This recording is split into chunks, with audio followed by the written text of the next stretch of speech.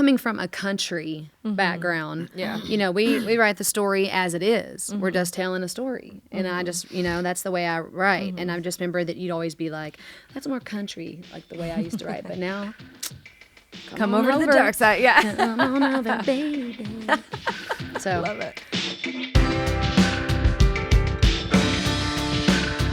Welcome to In the Round, a podcast for people who love music and genuine conversation.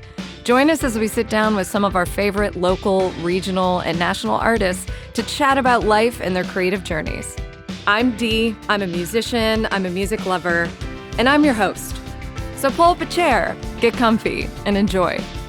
This week, meet the traveling troubadour husband and wife duo, Goldpine. Based in Nashville, but mostly living out of their converted van, this couple tours nonstop, gathering fans of their country-flavored Americana tunes along the way. We talk about how they combine forces both in life and music, the unique way they integrate recordings from live shows into their albums, and finding identity outside of performing. Time to meet Goldpine. Goldpine, Ben, Cassie, welcome. Welcome to In the Round. Thanks for having us. Thanks for being here. We're actually on set, kind of. You just played awesome. a couple beautiful songs for us. This is a great set. I wish we had one of these in our house. Yeah. You could do it. You could totally do it. Just or have our van. Oh, yeah. I think that would work. It's already a little tight in the van tight. from what I've seen. You actually posted a video recently that was so great. You're like, hi, we're here at the laundromat. So I have some stuff hanging on a seat. And you're like, while I'm cooking and while Ben's recording. Yeah. We're recording our new album, believe it or not. In the van. I was like, the bacon sizzle or whatever, that could go in a song. I could hear that. It might have got in there. You just got to make it work, I'm like, this is our life, because people always say, oh, it just must be so much fun to be a musician, which it is. Yes. But they're like, you guys are always on vacation. Oh, why do people think I'm like, what? No. Lady, my underwear is drying on the front of the van right now. I'm cooking while my husband's recording an album. Yeah. Do you see my face? This is not what you want to do on a vacation. Yeah. No, that's not. It's not a vacation. Not to, it is amazing and I love it so much. But I don't know why people always think we're just vacationing. No, I was just on tour and a lot of people were like, oh, good, you had all this time off. I was like, I was working. Yeah. It was just a different kind of work. And driving that much is still exhausting. And people always want to be like, hey, while you're in town, you should go do this, eat here, and go see this. I'm like, but we just drive after the show. Yeah, no, there's not really an option. We went all across the country. You guys have done this. It's like you probably haven't even seen, the Grand Canyon or something because you're just busy. It's just busy, hard. Yeah, and then you have a day off and you pretty much don't want to do anything. You don't want to do anything. Yeah. Just Well, because you have to do your laundry. Yeah. And the cycle continues, right? Yeah. No, it makes it hard. But yeah, you guys are just a touring machine. You're an aggressive Americana duo. I like to give people an idea of the sound. You remind me a lot of Shovels and Rope. You've got that kind of grit in there, but then there's moments of Brandi Carlile and other things. Oh, I wow. love the song Understand that you played for us. Has some great blues roots in there and everything. So it's really beautiful. Thanks. Yeah. So I want to go back. I know you've probably told this story a million times, but we should say you guys are husband and wife. Mm-hmm. So did the music come first? Did you meet playing music and then we're like, hey, we're also good life partners? Or how did that come to be? So we met 18 years ago at a small startup church that was, it was just a church plant. So they didn't have a building. So it was just meeting in this cafeteria of a school. And I was just visiting. I had been invited. I was visiting. And when I walked in, Ben was on the little stage in the cafeteria, him and Brother Leroy leading worship. Oh. And I was like, Done and done. I'll take it. And I remember my best friend. Yeah. Oh my gosh. I remember telling my best friend, I was like, he is so hot. And she was like, I don't think we're supposed to be like checking guys out here. And I go, no, I think this is where we're supposed to find them. That is what's supposed to happen, right? Yeah. 16 years we've been married. So love came first. Yeah. Music came later. Yeah. But you were both already solo artists, right? Or you're both playing music and doing music, but you'd studied audio engineering actually, right, Ben? Yeah, that was probably about the time I was in school. I went to SAE in Nashville. And Cassie had moved to Nashville a few years before that to pursue country music. And I was also singing a little bit before that. I really wasn't doing much I was writing songs, but I wasn't playing any shows or hardly anything. I was going to do like audio. That's what I moved to Nashville for. Yeah. And so I love audio equipment, studios. I did a lot of our records, a lot of other people's records in Nashville, and worked in some studios and did a lot of live sound in Nashville. So It's a good way to cut your teeth and kind of, it's a totally different way of doing sound than in the studio, but you pick up skills that you can use on both ways. That knowledge is so valuable as a musician because you could what frequencies to say, hey, sound guy, turn down 4K or whatever. Oh, that's huge. It's a big deal. Yeah. Actually, could I get that class from you? That would be great. Yeah. I would love to have more of those skills. Also, it's a big deal to marry someone that can do that. Yeah. 'Cause No wonder you lock that in. Can you come check this? Yeah, I need some 4 dB, KB, ABCD, and I'm like, what? Yeah, what he said. Yeah, the letter things. Yeah, Yeah. just take them out. And then when he says it, I'm like, yeah, that's what I meant. Yeah. Right. Thank you. Yeah, I'm always like, the thing that's doing this noise, I don't want that. I sound like bacon. Yeah, exactly. Can you Take the bacon get out. rid of this? The bacon frequency. The bacon frequency. Well, and so you were from Alabama originally, I am. and you're from Iowa, Yeah. which is where we are right Yeah. now. I mean, you're from Oskaloosa, I think, Yep. right? I graduated high school in Oskaloosa. Yeah. Southeast Iowa. I was a Fairfield graduate, so I was down that way. But yeah, that's so cool. So you guys met in Nashville then. Yeah. Yeah. In Nashville. Back in Love 2006. story. Yeah. And then, Or- so where did, when you started, did you start jamming together and say, hot damn, our voices fit so well? Or No. No, we didn't even want to do a duo thing. Like we didn't want to do a music together thing. It's not that we didn't want to. It was just something that didn't cross our mind because we each were doing our own thing. Well, and our styles felt so different So that different. in a way we didn't feel like they would work together. And so Because I was country soul and he Yeah. was alternative folk rock, okay, right. whatever that Which is. I hear, no, I hear that in some of your previous albums. There's some songs that stick out that I'm curious. I'm like, is this a Ben contribution? Just because there's some like synthy lines that come in that kind of sneak in or things like that liken to, it almost is like taking that apple from that other genre tree, Right. Yeah. And that's kind of the cool thing that happened is when you feel like two things aren't going together, sometimes that makes them a very unique sound that people want to hear. I mean, genres are doing it all the time. You got country and rap coming together. Yeah. Wow. It's wild. Yeah. It's true. And people love these things that you didn't think was going to work. They love it when they come together. So That's true. That's true. That's good. Yeah, it's like chocolate and cheese. That's a callback I can't to do another that one. episode. No, that's Can't do that one. yeah, no, that's amazing. So then, so it sounds like, what was it one day? I mean, what tipped that scale for you to be like, let's do it? So we both did our own thing, and there was this songwriting contest in Nashville, and we went together, and 1 week I won, and then 1 week he won. And different God. songs, Wow. different writing. And one of the judges asked if he could go to coffee with us. And we're like, yeah. So we go to coffee and we're hanging out. And he's just like talking to us, saying that he really likes both of our styles and songwriting and voices. But he said, like, what are y'all doing? And I was like, well, what do you mean? Yeah. And he was like, why aren't y'all doing this together? Like, it just makes no sense. And it was interesting because we never really thought about it. Yeah. And we were like, well, I don't know. We're just so different. And so we were like, maybe we'll give this a try. And so we started trying to write together. Now, I'm from Alabama. He's from Iowa. The only thing country about Ben is me. And so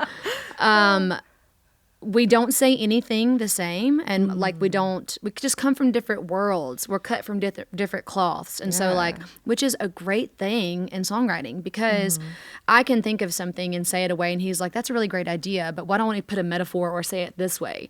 So anyways, it took a while to get there. You know, there's speed bumps and then there's those speed humps and cushions.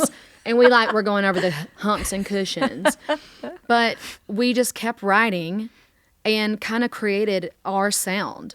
And we just call it aggressive Americana because I don't know. Actually, one of our friends called it that one day, and I was like, wow, that is a really cool way to describe it. But it was not easy, but once we got over that, we were like, this is something special. And so, and 100% right. 2 is better than 1. It's, like we're stronger together. We both have strengths and lift each other up or where the other one is weaker in an area. And it just works. Yeah. And I'm really grateful. It'd be so hard for a solo artist to make it in the music industry because of the sheer amount of work that you have to do. Yes. I mean, people see us perform on a stage, and you know this, but they don't see the hours and hours a week that you're on the laptop. Yeah. Well, now we have a booking agency, but used to be booking, marketing, promo, social media is a full-time job in itself. Yeah. And we do it all. To have to have 2 people is huge. I don't know how people do it. I don't either. On their own. Like independent people. Yeah. It's really hard. What's interesting to me is like I think how you kind of stumbled into being I feel like there was a level of intention behind that though, because most people wouldn't be like, yeah, I want to work with my spouse every day. Let's do it. Like, because of the hard stuff, being on stage together, singing together, harmonizing together, that probably felt easy, but like all the other elements of, writing and, keeping egos as high as they need to, but also low enough to still be a couple, you got to find that balance. So I find that's amazing to me, but yeah. Yeah, I think the hardest part for us working together and being married is boundaries in the sense that if you have your own business, you can work forever. Yeah. You cannot stop working all night. Especially when you live in your business and on the road. Right? You can wake up, look at your emails, you can go to bed, posting on social media, and that's not a sustainable life. Right. Like you can do that for a while and then you're going to burn out. And so especially if you want to live a life that is more than just based on, being successful in some way, business-wise.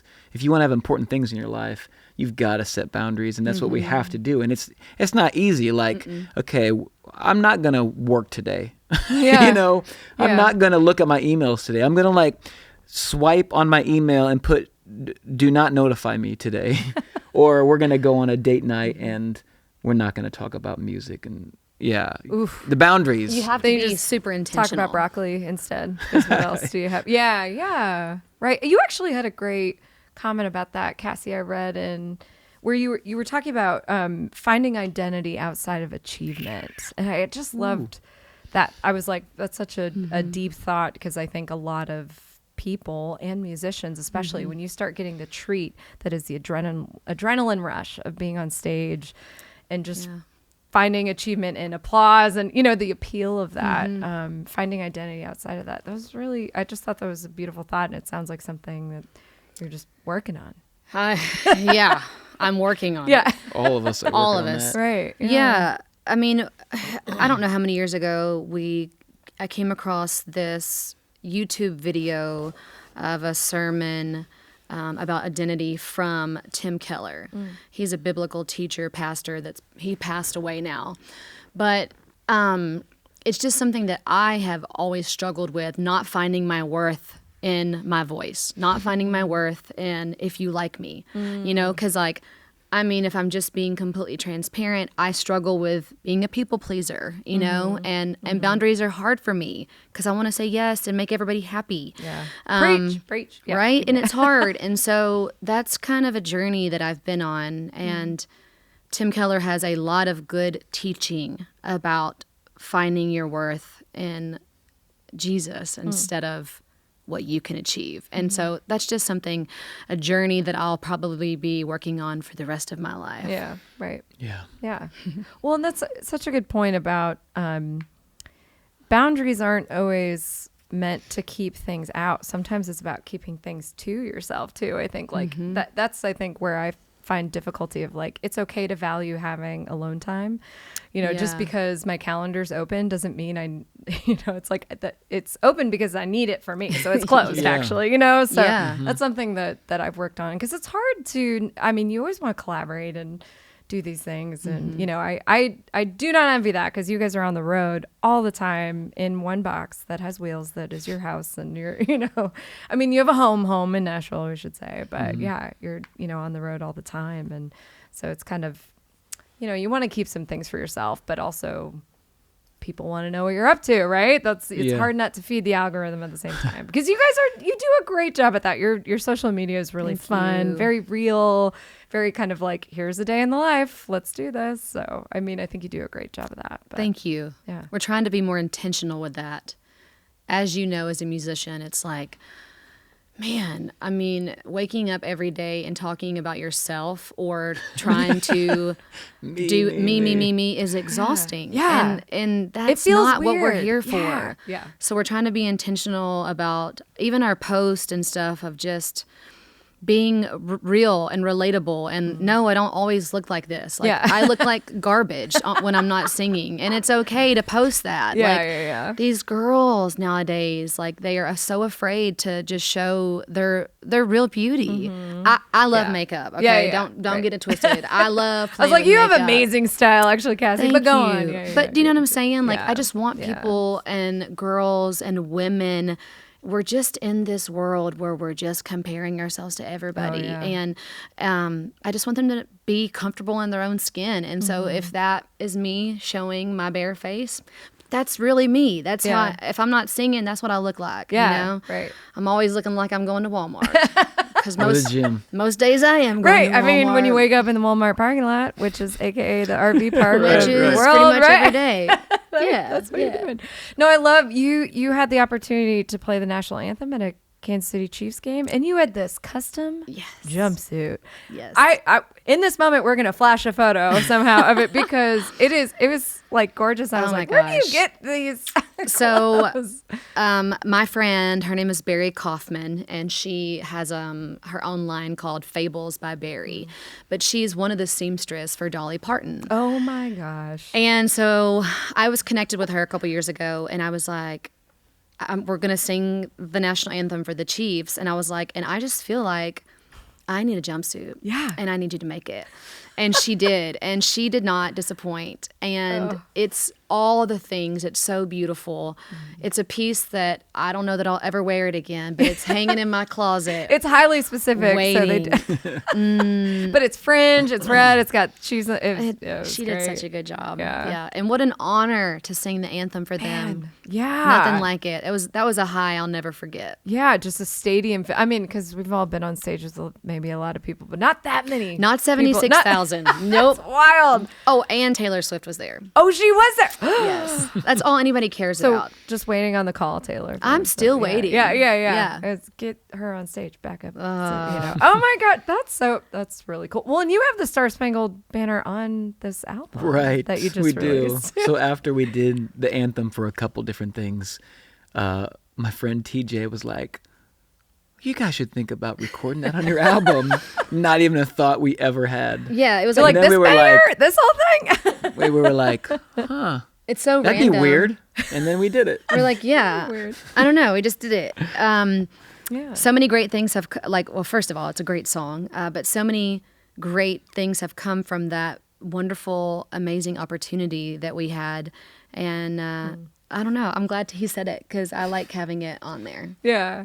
Well, and you just released this album in July, and it's called 3. You've had album 1 called 1, album 2 called 2, just to clarify, and this is album 3. Yeah. And it sounds like this was a little different. I don't know if you did 2 and 1 this way, but you actually pulled in pieces from live shows and mixed those in. Is that because there's a fully live track on there, I believe.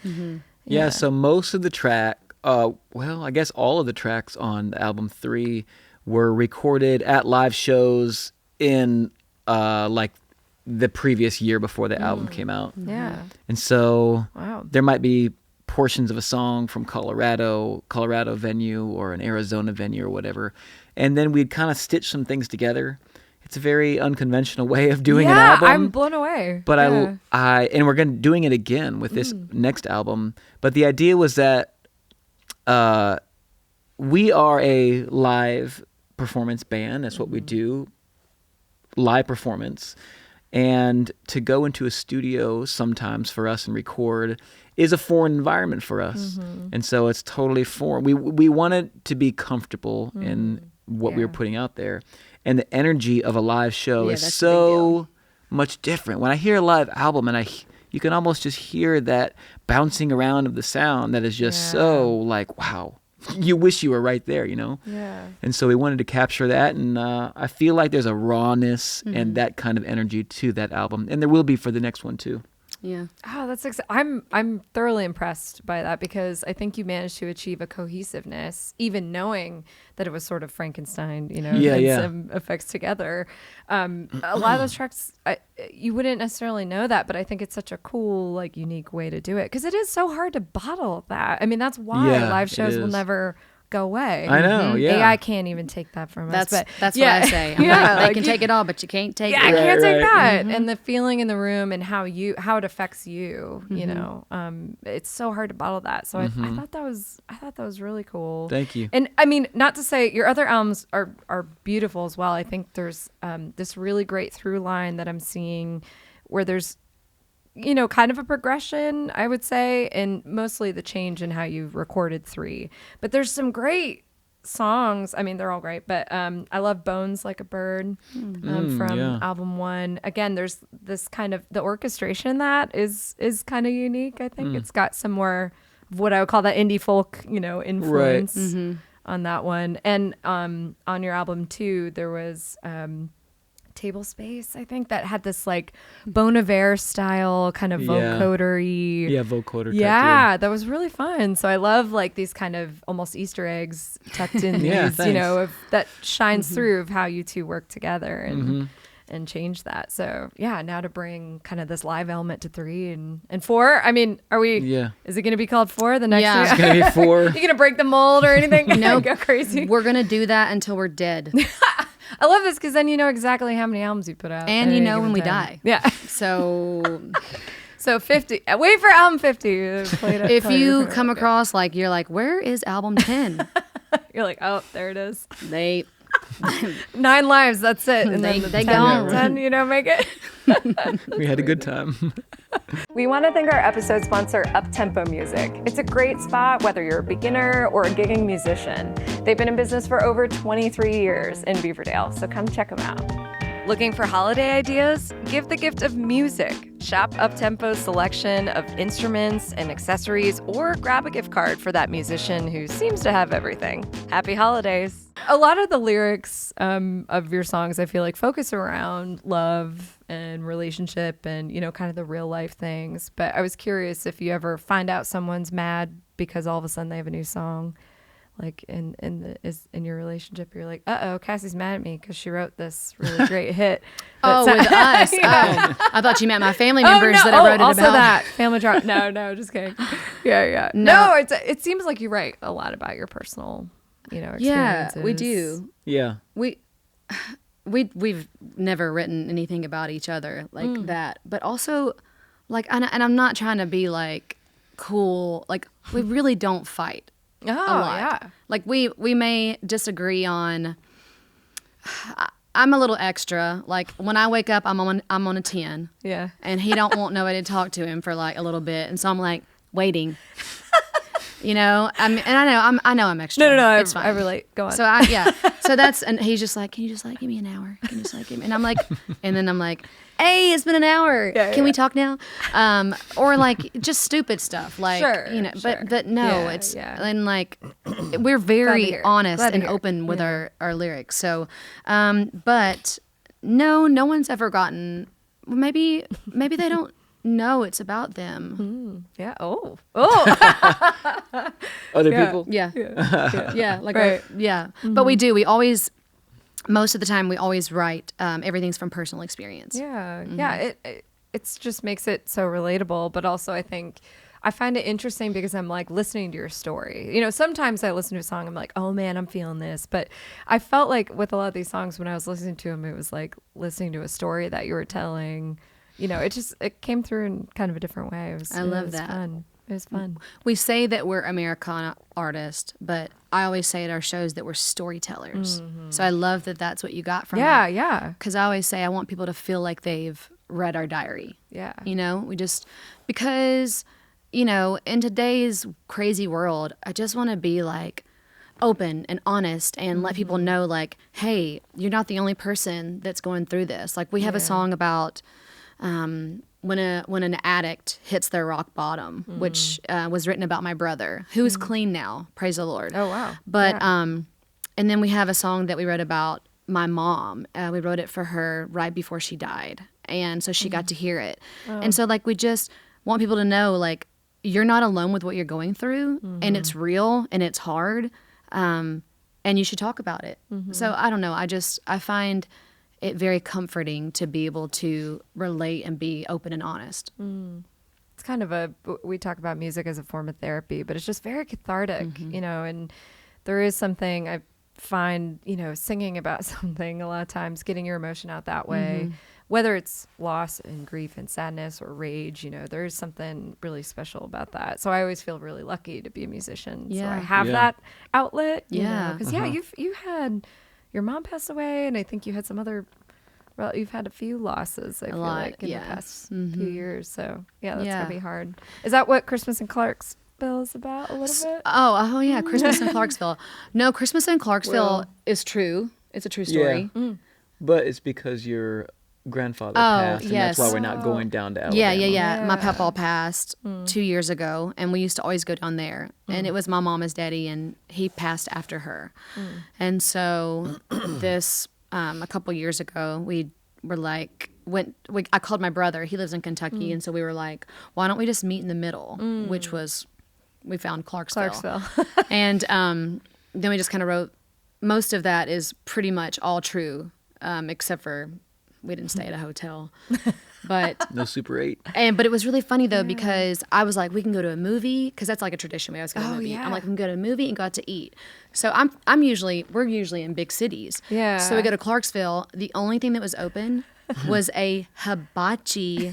No, wait. Yeah. A Chinese hibachi express. Yeah. And I was like, I didn't even know this was a real thing. Nobody was in there but us and them.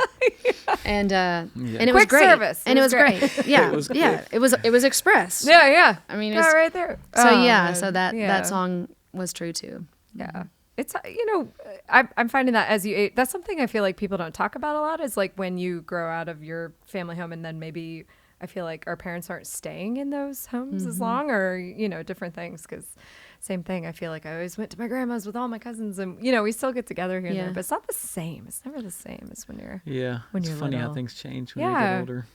Yeah. And, you know, when you're on the road, it's not like you're going to host Thanksgiving in the van, although I'm sure you could. You seem very that's capable. an idea. We cook Thanksgiving out of the van. And just everybody brings chairs, and they sit outside. sit around. Yeah. They sit outside. I love those. Fine. Should do it. We have an Get air some fryer. chairs. We do cook in the van, so Okay. yeah. Just air fry a whole turkey. Is that a thing? I don't know if that's a thing. I've never done it. I'm sure someone's done it. Maybe. Okay, so having toured everywhere, are there some spots that stick out to you of places you've been? I know you mentioned you did a residency in Kansas and kind of go back there all the time, and obviously where you have family and things, but are there other places that stand out to you, whether the venue or the fans or... Yeah. Well, we just came from Marysville, Kansas. It's a smaller town in, I guess, northern Kansas.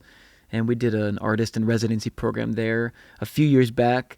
And it was just a very special experience. Yeah, wow. Where we were able to really be a part of the community for like 2 weeks, was it? 3 weeks? Oh, Yeah, 1 week 3 in weeks. each town in the county. We'd play concerts, but we would also go into the schools and teach in some of the classes. We would go into nursing homes. We played euchre with a lot of the elderly there. Amazing. We judged a biscuit contest. Oh my gosh, what? I mean, we did all sorts of things. And it was just the coolest way to connect with this community. Yeah. So we continue to go back. We continue to go back there. Yeah. So that's a special place to us for sure. Yeah. Yeah. You got another place? I mean, it's Marysville. It's really special. You know, the connection and the relationships that we formed from spending 3 weeks with these people. Yeah. Like, it's crazy because most of my family is passed away. And so, like, I'm from Alabama, so I don't go back there anymore. So when I go to Marysville, Kansas, I feel like I'm going home. Like so many of the community, like, you know, just treats us like we're their kids. And like, it just the other night, there was a favorite lady of mine, and I call her like my honorary grandma. She's in her 90s, and at the end of the show, she came up and had money. She gave it to me. She's like, "This is for gas," and I'm just like, you know, like, it's You're like, thanks, Meemaw. Thanks, Grandma. Yeah, it's a special place. I would say that's my favorite place to go. That's incredible. How did that residency come together? How did you find that, I guess? It's so wild. Okay, so we used to play in Nashville. We're from Nashville, and we used to play up and down the Broadway and all that for 10 years. And they're 4-hour gigs, and they're no breaks. Oh, my. Okay. And so... Grueling. Grueling. We don't miss those days. All about the grind. We paid our dues. So this... and all the venues have speakers that just blast out the sound onto the streets. And so we were playing a place on 2nd Avenue, and a couple was walking by, and they were like there on a convention, and there was like probably 20, 25 of them. And he heard us, and he called everybody else, and they all came in. And it was two, a husband and wife, and they were from Marysville, Kansas. And the whole group stayed with us for like hours, the whole set. And after the show, they said, y'all should come play in Marysville, Kansas. And I was like, where? What is that? Where's that? Anyways, fast forward, we did. And the Arts Council brought us. We did a concert there. And then we came back and did it again. And then the head of the Arts Council was like, you know what? We do this thing like an artist in residency where we bring in somebody for like a week. He was like, but I want to do it even longer. So at that time, my mama was alive and sick, and so we couldn't do it. So then a year later, we were able to do it. And it was the first of its kind, and it was just beautiful. So we spent 1 week in each city of the county and went into the different schools, like he said, and it just organically happened. He was just like, this community is just so connected with y'all. I think that it would be so great to bring y'all in. And we were like, yes.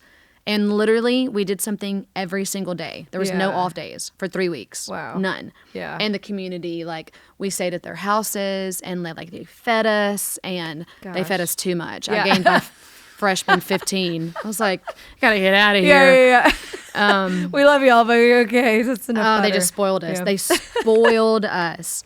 And that's how it happened. And honestly, and just by us verbally talking about it sometimes, about the greatness, we've had other opportunities from that. Like in a couple of days, we're doing a songwriter workship in Oskaloosa. Oh, cool. With the arts department. Where you're from. Yeah. And they're bringing us in to do the same thing, a free thing for the community. And it's nothing we've ever tried to do. It just organically happens. Yeah. That's such a great, like, I wish more community. I mean, these things are out there, but to your point, this is why I'm like asking about how did this happen? Because I feel like that's the question for artists of like, how do we get connected and do these things? And a lot of it is saying yes to things along the way that eventually will lead to that, or you're doing the grind, you know, and that's how you're seen. I mean, that's really cool. I also love the idea of, like you said, when you're touring through and just playing night after night, it's really hard to kind of like spend time in the city and meet the people that are doing the things. Yeah. So I love the idea, like, what if you could just, okay, we're just going to do a week in Chicago and play different. I mean, you could plan a tour that way, but it's just not the same. You don't have the same support as what they're doing. So it's incredible. It was beautiful. Yeah.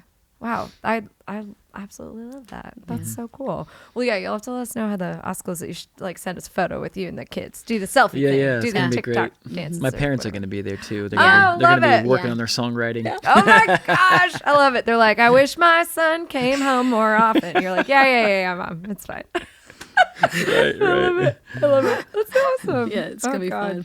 Well, I really was just kind of curious about how, you know, living in Nashville, you were just talking about kind of the opportunities that came from the grind of doing Broadway Street. But is that why that continues to be a home base for you guys? I mean, it makes sense, right? Nashville's the music city, and it sounds like maybe you get some demoing opportunities, or are you doing some kind of side work for folks there, songwriting? I just don't have time, and we don't have time anymore. Yeah. I did a lot of demo work. I would sing and for people's stuff around the world. We have a studio in our house, and so they would send us stuff, and The good and the bad. some really bad songs. Oh, I heard a great story. You were telling in another interview about burning a CD. Oh, yeah. Sorry, not like burning, like So- you lit it on fire. I should Yeah. clarify, And threw it yeah. off the highest So building in Nashville. the one, well, the lyrics. back when we were doing demos, you were doing demos out of our studio. That was the one time that we could get frustrated at each other. Yeah, we did that time. Yeah. And I remember this one demo, and you couldn't get one of these parts. It was a melody or a line or something, and it was because the song was written so weird that it just didn't seem like it should go there. Yeah. And finally got through that take, and We were button heads. yeah. And so we burned like burned it lyrics. on the CD, like Yeah. burned like Yeah, a burn CD a CD, burner on the and then- CD, and then we went to the highest. No, we went out in the street First with the lyrics. and we burned the lyrics in our street. Oh, that's what it was. Burn the lyrics. We burned the lyrics, and then we went to the highest place we could get to And in threw it off the Nashville, top of and we threw the CD off the top. no one was hurt. It was a metaphor. Yeah. No, the spirits were released, the negative energy. Yeah, right. Yeah. That is the It's- one time that we did fight. So there you go. Yeah. Over bad Isn't that songs. funny how like you could tell something's not fitting though, and there's a reason. You know, and Yeah, you're like, 'cause how it do was I get this bad. feedback? Yeah. Bad in the bad way. Bad. Yeah. Oh man. Yeah. So we don't have time to do those anymore because we're never Yeah. there. But the reason why we stayed there is because it's home. Yeah. And I've lived there 22 years. You know, Oh, I moved yeah, there you've been there a when I long was time, 19 years yeah. old, and it's home. We have a house there, and my uncle lives there, and you know, our community is there when we can come home and see them. But I Yeah. don't think we'll ever live anywhere else. No, Nashville's Mecca. great. I mean, you're living in, you know. and it really doesn't matter where doesn't we matter live. where we well, live. in the sense that we're gone all the time. Yeah. Yes, yeah. But Nashville is great because there's so much opportunity Mm-hmm. there. If we need business connections or whatever, it's all Right. there. Mm-hmm. The studios, everything's there. Yeah, so. photographer. Yeah, like any Yeah. service you The need. kind of connectivity, around yeah, it. there's everything. Yeah, no, that's true. What and on album 4, this upcoming album. Now you just released this album's still fresh. I know Yes. it's we're in the It winter. feels so old to It's us. I know. It's- I mean that's Yeah. what happens, right? When you have to promote it yourself, you're It's like, like, I'm do we done have to talking play about these it. songs again? Yeah.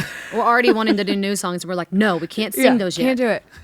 Yeah, I was just curious if like what new themes you see as you continue touring and aging and growing together and things like that. Are you seeing different themes evolve in the new songs that you're writing, or new challenges, or are you challenging yourselves on this new record in a different way? I don't know if the lyrical themes are venturing like too far. Like we're not doing anything like making up a bunch of stories or anything. But Went to the top of a building, threw a CD off, and didn't hit Yeah. anybody, but they can F right off. Yeah, sorry. No, sorry. We can cut that. but You don't have to use it. It's fine. I'll just keep that for myself. Yeah, go on. but where was I going? Oh, gosh. I'm sorry. about like we're not Oh, writing but anything musically, there's more things happening. I think we're using the MIDI pad more. yeah. This is Yeah. the sounds you were hearing on 3 that are like Yes. some space age sounds and whatnot. Yeah. So Ooh, we're I'm using into that a that. lot more, Yeah. and yeah, it's a little more. It's aggressive. I would too. also say that I think that our songwriting, I think Ben does a lot of the song, like he songwrites all the time, and then we songwrite sometimes together. But I think that you're being more open to like more simplistic lyrics instead of so many metaphors. Oh, lyric wise. Lyrics. Yeah, sure. And so because he's like a big metaphor and blah, blah, all these things, like painting this beautiful picture, which is awesome. It's weird how trends change because when I was first started like really songwriting in Nashville, I was in a group of people that metaphors were everything. Like you want to paint a picture, you want this to mean all sorts of things. But the trend now is very plain. Yeah. And it's not bad, but you hear people, and it's kind of like Taylor Swift started this thing and Ed Sheeran. like where you're just talking exactly what you want to say. And it's very conversational, and even using words that you don't feel like belong in a song, but the weirdness of it kind of makes it cool.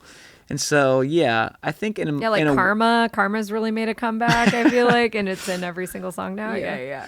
So you feel like, I feel like we're kind of a little bit going that direction a little bit, maybe. Which like I already following wrote that way. So I'm glad that I already just, because I just, coming from a country background, you know, we write the story as it is. We're just telling a story. And I just, you know, that's the way I write. And I just remember that you'd always be like, that's more country, like the way I used to write. But now, come over to the dark side. Yeah. Come on over, baby.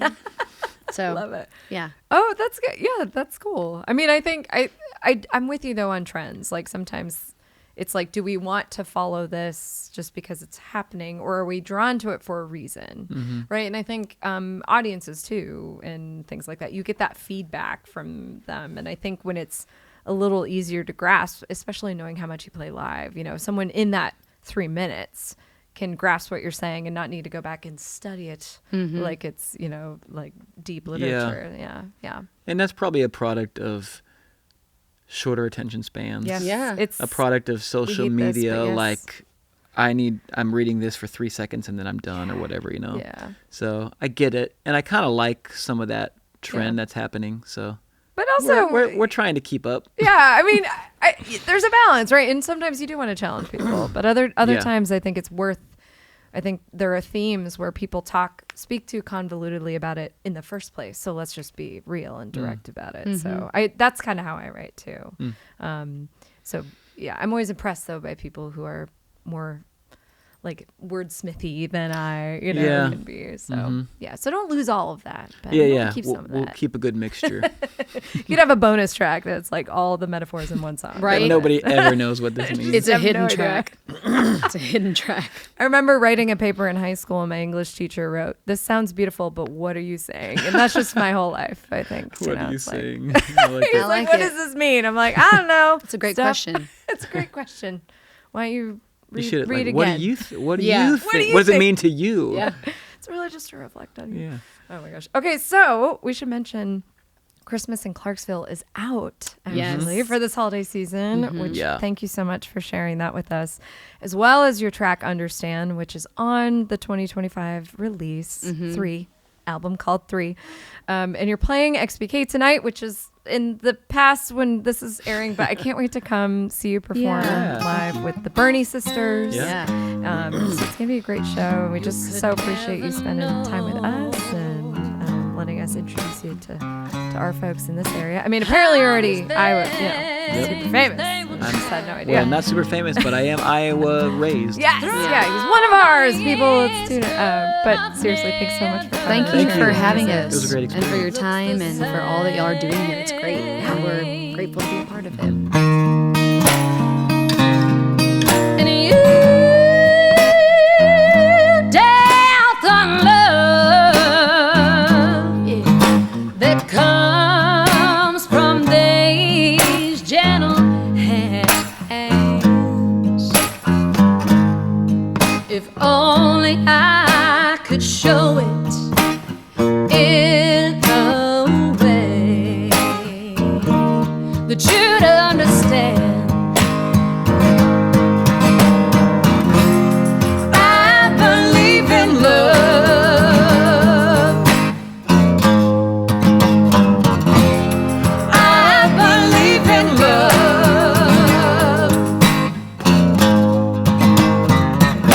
They try to put it up on a silver screen, but they could never hold all its complex. In the Round is produced and recorded at Trilix Studio.